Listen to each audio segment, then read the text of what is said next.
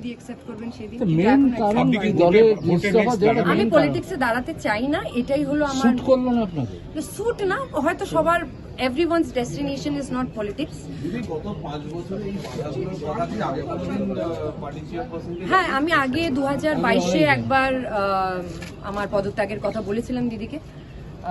তখন দিদি বলেছিলেন everything will be all right, and তারপরে যাই হোক বললাম দিদি বাচ্চার মতো করে ভালোবাসে, as a kid she loves us. So দিদি কি বললেন সেটা দিদি, আমি তো সেটা আপনাদের কি করে বলবো।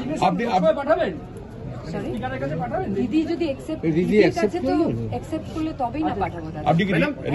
পার্টির মেম্বারশিপ তো এখনো আপনার রয়েছে? এখনো তো রয়েছে, হ্যাঁ। পার্টি তো আমাকে ছাড়েনি এখনো। আপনি কি তাহলে রাজনীতিকে আলবিদা জানাচ্ছেন পুরোপুরি? সেটাই বলছি। আমি লিগালি যা যা করার আমার যা যা পদ থেকে লিগালি ইস্তফা দেওয়ার, আমি ধরুন আপনি ধরুন একটা কলেজ থেকে রেজিগনেশন দিচ্ছেন, আপনি চান যে আপনি রেজিগনেশনটা দিতে চান, কিন্তু